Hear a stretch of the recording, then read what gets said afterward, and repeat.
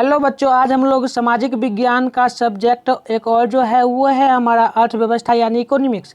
इससे करीब 15 नंबर का सवाल पूछा जाता है। तो हम लोग आज शुरू किए हैं। तो पहला चैप्टर हम शुरू किए हैं अर्थव्यवस्था एवं इसके विकास। इसमें जितना भी ऑब्जेक्टिव टाइप क्वेश्चन होगा हम लोग देखेंगे इसी वीडियो में, तो आप लोग बने रहे। देखिए पहला सवाल है, भारत मानव विकास की दृष्टि से, ठीक है, मानव विकास की दृष्टि से भारत के पड़ोसी देश जितने भी हैं उनमें से सबसे आर्थिक स्थिति किस देश की है? तो याद रखना आप लोगों को श्रीलंका हो जाएगा। क्या होगा? श्रीलंका। ठीक है, चलिए अगला सवाल को हम लोग देखते हैं। अगला सवाल है हमारा 2 नंबर। सवाल क्या कहता है? तो सवाल कहता है निम्नांकित में किस राज्य को पिछड़ा राज्य कहा जाता है? तो पिछड़ा राज्य बिहार को कहा जाता है। तो आपको याद रखना हमेशा डी।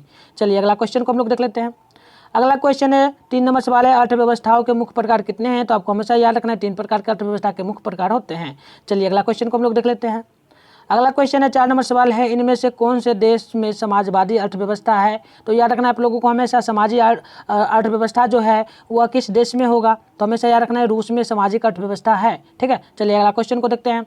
अगली क्वेश्चन है हमारी कितनी नंबर है? तो 5 नंबर सवाल है, सहायक, ठीक है, सम्यक विकास की प्रक्रिया संबंधित है। सम्यक विकास की प्रक्रिया जो है वह किससे संबंधित है? तो याद रखना है आप लोगों को सभी वर्ग से, यानी उच्च वर्ग, मध्यम वर्ग, निम्न वर्ग सभी आ जाएंगे, यानी सी करेक्ट आंसर हो जाएगा। चलिए अगला क्वेश्चन को देखते हैं।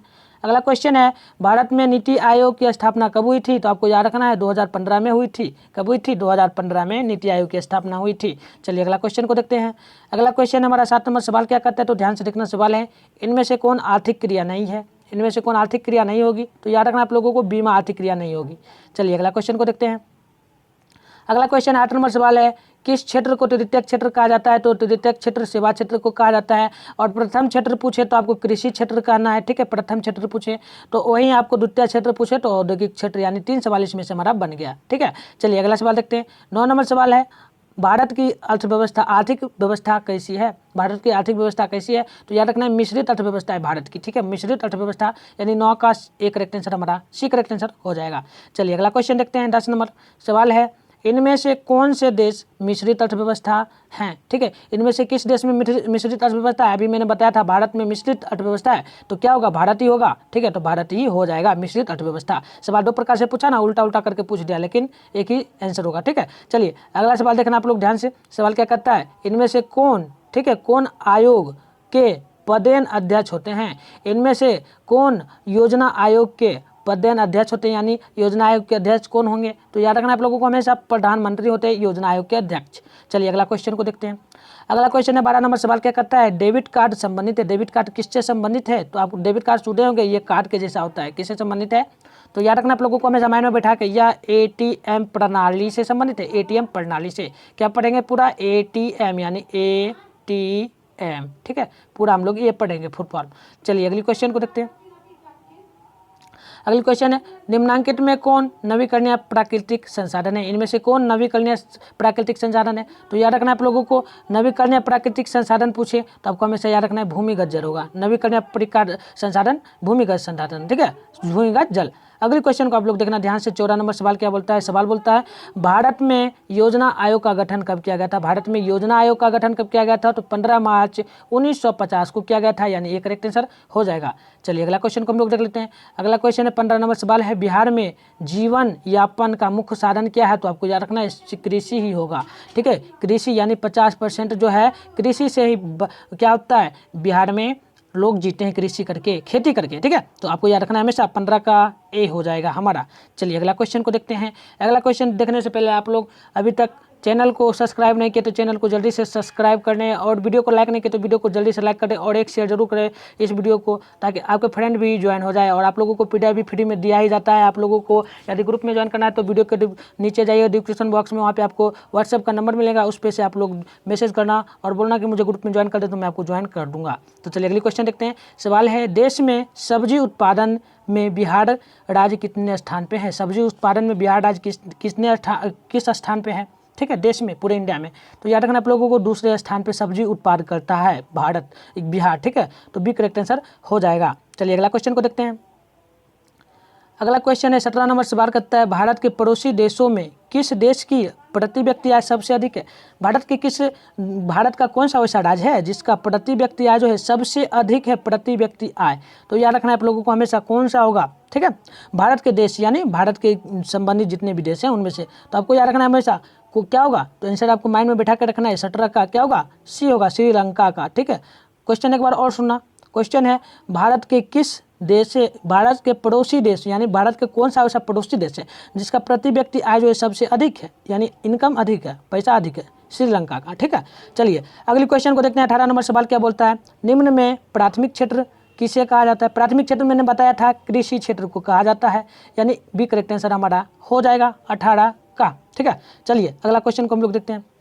अगला क्वेश्चन क्या बोलता है, तो ध्यान से देखिएगा, जिस देश का राष्ट्रीय आय अधिक होता है वह देश कैसा देश कहलाएगा। अरे आपके पास धन होगा तो आप क्या विकसित कहलाओगे, नहीं, हाँ विकसित कहलाओगे, यानी बी करेक्ट आंसर हो जाएगा। चलिए अगली क्वेश्चन को हम लोग देखते हैं। अगली क्वेश्चन है गरीबी कैंसर का रोग। ठीक है, गरीबी कैंसर का रोग जो है वह किस तरह का होता है, यानी गरीबी कैंसर रोग की तरह है, किसने कहा, गरीबी जो है कैंसर रोग का जैसा होता है, किसने कहा था, किनका कहना था। तो चलिए ऑप्शन देखते हैं हम लोग 20 का। देखिए तो ये आंसर जो हो जाएगा ना, इसका आप लोग देखना ए बी या सी डी होगा, क्या होगा, तो आंसर आपको माइंड में हमेशा बैठा के रखना, अर्थशास्त्री कुजनेट ने कौन कहते थे कि गरीबी जो है या कैंसर रोग के जैसा है, तो आपको याद रखना है किसने कहा था, अर्थशास्त्री गुजनेट ने। ठीक है, एक करेक्ट आंसर हो जाएगा। चलिए अगला क्वेश्चन को देखते हैं। 21 नंबर 21 होगा। सवाल है किस क्षेत्र को द्वितीयक क्षेत्र भी कहा जाता है। द्वितीयक क्षेत्र मैंने बताया था, आपको याद रखना है, उद्योग क्षेत्र को द्वितीयक क्षेत्र कहा जाता है, यानी सी करेक्ट आंसर होगा। चलिए नेक्स्ट क्वेश्चन को देखते हैं। 22 नंबर सवाल क्या कहता है, 11वीं पंचवर्षीय योजना की अवधि क्या है। ठीक है, 11वीं पंचवर्षीय योजना की अवधि क्या थी, यानी कि 11वीं पंचवर्षीय योजना किस साल हुआ था और कितना तक चला था, तो आपको याद रखना है हमेशा माइंड में बैठा के। ठीक है, 22 का पूछता है सवाल, तो ये हुआ था 2007 से 2012 के बीच में। ठीक है, तो 5 साल का होता है पंचवर्षीय योजना, तो याद रखना है। चलिए अगला क्वेश्चन देखते हैं।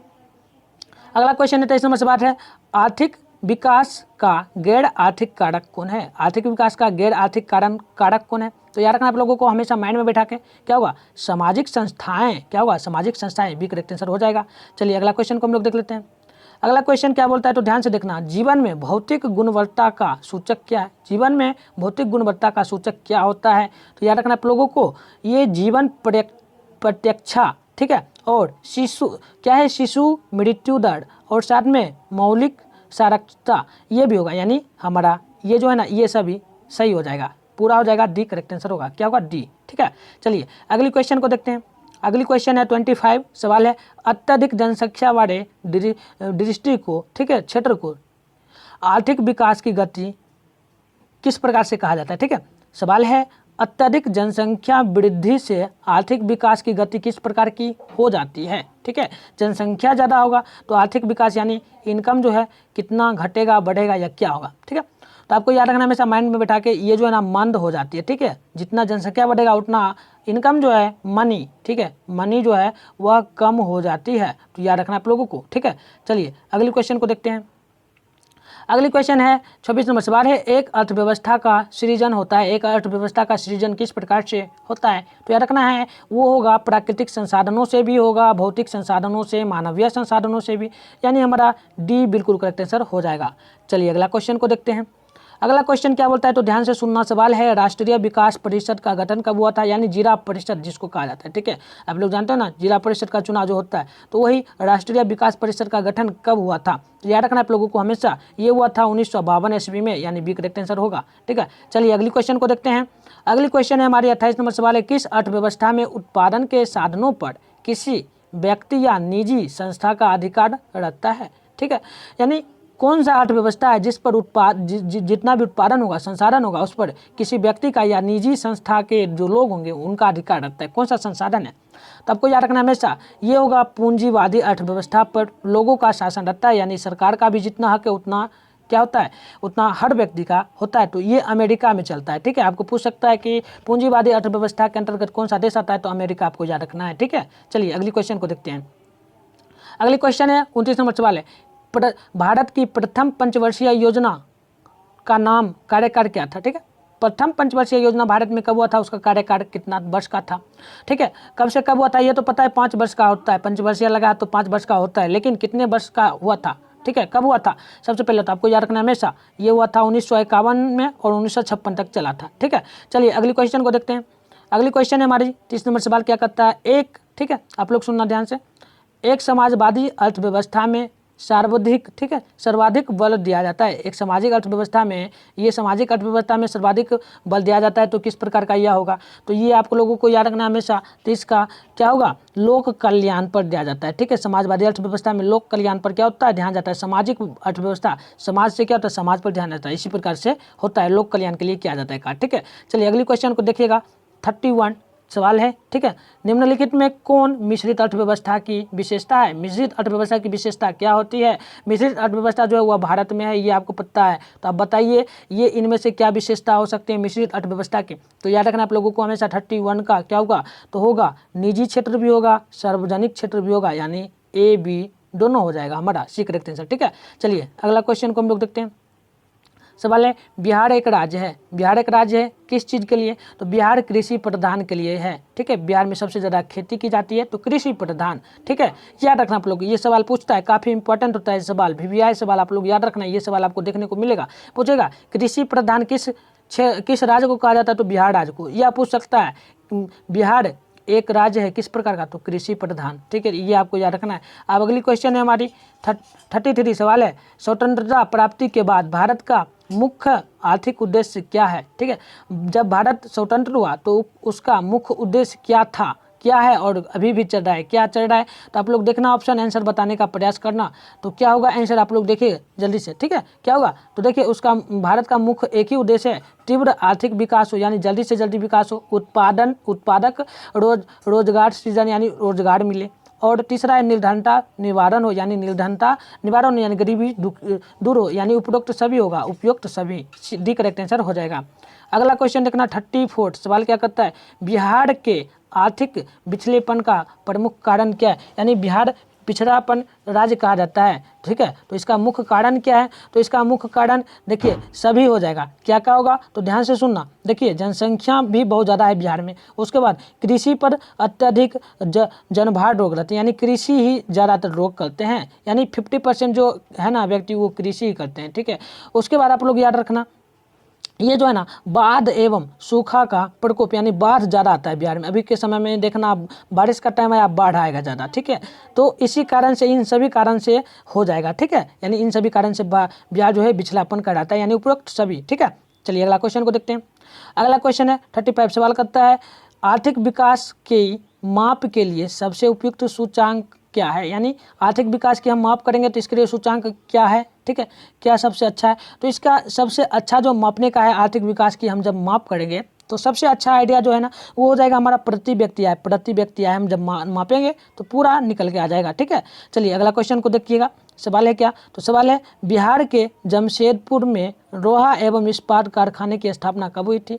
ठीक है, बिहार के जमशेदपुर में लोहा एवं इस्पात कारखाने की स्थापना कब हुई थी? तो याद रखना आप लोगों को हमेशा, ये हुई थी 1907 में। और यह कौन सी कारखाना है? तो याद रखना आप लोगों को, या कौन सा होगा? टाटा, ठीक है, Tata and iron steel company है। तो याद रखना आप लोगों को हमेशा, ठीक है। यह जो है ना Tata and steel iron company है, ठीक है। चलिए अगला सवाल देखिएगा। सवाल है, निम्नांकित में कौन सा देश विकसित अर्थव्यवस्था का उदाहरण है? ठीक है, विकसित अर्थव्यवस्था का उदाहरण कौन है? मैंने बताया था पीछे, आपको याद होगा तो आप लोग बता दोगे, कमेंट करना आप लोग, ठीक है। वैसे मैं बता देता हूँ, ये जो इसका आंसर सही होगा वो होगा अमेरिका, ठीक है। अमेरिका में क्या है?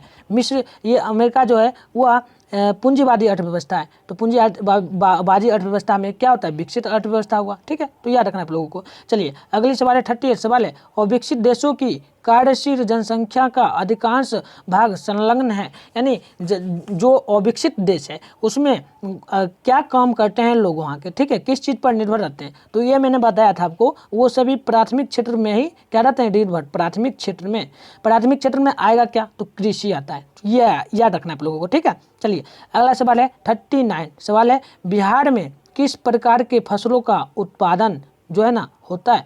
बिहार में किस प्रकार के फसल का उत्पादन किया जाता है?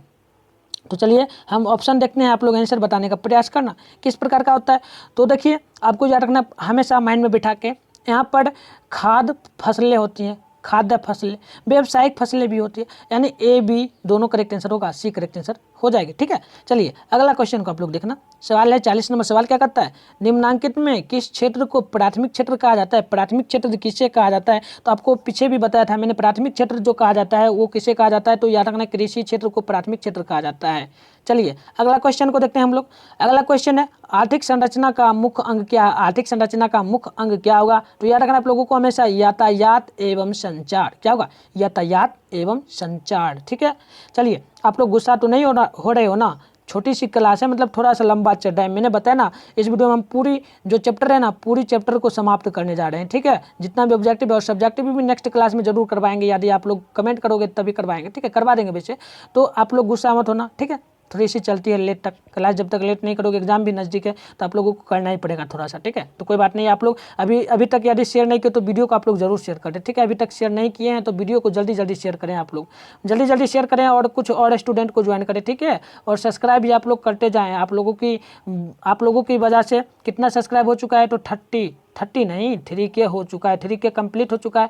अब हम लोगों को इंतजार है 4K का। ठीक है, तो 4K देखते हैं आप लोग कितना दिन में करवा देते हो, तो आप लोग जल्दी जल्दी करते जाना, शेयर करना, जितना शेयर करोगे वीडियो को उतना सब्सक्राइब बढ़ेगा, उतना आप लोगों को बेनिफिट भी मिलेगा। ठीक है, चलिए अगला क्वेश्चन है, सवाल करता है आर्थिक क्रियाओं का उद्देश्य होता है, आर्थिक क्रियाओं का उद्देश्य क्या होता है, तो याद रखना आप लोगों को हमेशा जीवन, ठीक है, जीविका पार्जन, क्या होगा, जीविकोपार्जन। ठीक है, एक करेक्ट आंसर होगा। चलिए अगला क्वेश्चन को देखते हैं। अगला क्वेश्चन है पशुपालन एवं मत्स्य पालन किस क्षेत्र के अंग हैं। पशुपालन एवं मत्स्य पालन किस प्रकार के अंग है, यानी कौन से क्षेत्र में आते हैं, तो ये सभी आएंगे द्वितीयक क्षेत्र में, द्वितीयक नहीं होगा, कमेंट करो आप लोग जल्दी से, प्राथमिक क्षेत्र में आएंगे। ठीक है, कृषि क्षेत्र में आएंगे सभी। ठीक है, तो याद रखना आप लोगों को।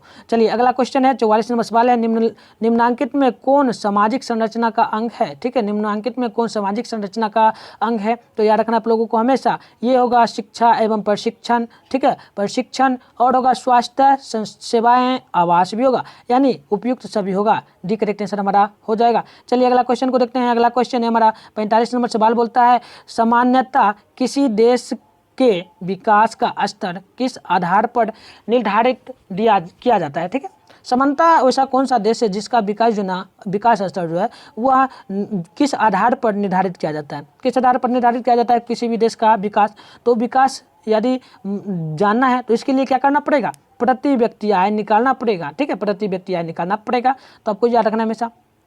ठीक है, प्रति व्यक्ति आय नहीं, सब चीज़ निकालना पड़ेगा, प्रति व्यक्ति आय तो निकालना ही पड़ेगा, साथ में साक्षरता दर भी निकालना पड़ेगा, साथ में स्वास्थ्य की स्थिति भी देखना पड़ेगा, तभी वह विकसित देश होगा। इन सभी में यदि वह ठीक होता है, यानी इन सभी में विकसित है, तो विकसित देश का रहेगा, यानी इनमें सभी हो जाएगा। ठीक है, चलिए अगला क्वेश्चन को देखते हैं। अगला सवाल है हमारा 46, निम्नांकित में किस क्षेत्र को प्राथमिक क्षेत्र कहा जाता है। अरे भाई बार बार सवाल आ रहा है, प्राथमिक क्षेत्र किसे कहा जाता है, यानी इंपॉर्टेंट है, आप लोग समझ लेना, इंपॉर्टेंट है, ये BBI सवाल है, ये पक्का मिल जाएगा आप लोगों को बोर्ड के एग्जाम में 2023 में। ठीक है, 2023 में एकदम निश्चित है देखने को मिलेगा, तो आप लोग इसको याद कर लो, क्या होगा, तो कृषि क्षेत्र हमारा हो जाएगा। ठीक है, कृषि क्षेत्र। चलिए अगला सवाल को देखते हैं। अगला सवाल है विश्व पर्यावरण एवं विकास आयोग की स्थापना कब हुई, यानी विश्व पर्यावरण एवं विकास आयोग की स्थापना कब हुई थी, तो आपको याद रखना है हमेशा, ये जो हुई थी ना 1943 ईस्वी में हुई थी, यानी क्या होगा 1983 में। ठीक है, तो आपको याद रखना है, बी करेक्ट आंसर हमारा हो जाएगा। ठीक है, चलिए अगली क्वेश्चन को देखते हैं। अगली क्वेश्चन हमारी लास्ट होगी, उससे पहले आप लोग जाने से पहले आप लोग वीडियो को जल्दी से लाइक कर देना, चैनल पर नहीं तो चैनल को भी सब्सक्राइब कर देना, और एक फ्रेंड के पास आप लोग जरूर शेयर करना। और यदि आप लोग अभी तक हमारे व्हाट्सएप ग्रुप को ज्वाइन नहीं किए तो आप लोग जल्दी से जाइए, नीचे आपको नंबर मिलेगा, उस नंबर पर आपको मैसेज करना है, आपको व्हाट्सएप ग्रुप में ज्वाइन कर जाएगा, डिस्क्रिप्शन बॉक्स में आपको नंबर देखने को मिल जाएगा। ठीक है, आप लोग देख लेना और मैसेज जरूर करना, PDF आपको वहाँ पर फ्री में दिया जाएगा, नोट्स भी आपको फ्री में दिया जाएगा, तो आप लोग ज्वाइन जरूर कर लेना। चलिए सवाल है हमारा आर्थिक समृद्धि का संबंध है, आर्थिक समृद्धि का संबंध क्या है, तो आपको याद रखना हमेशा दीर्घकालीन से है। ठीक है, आर्थिक समृद्धि का संबंध जो है वह दीर्घकालीन से है, यानी बी करेक्ट आंसर हो जाएगा।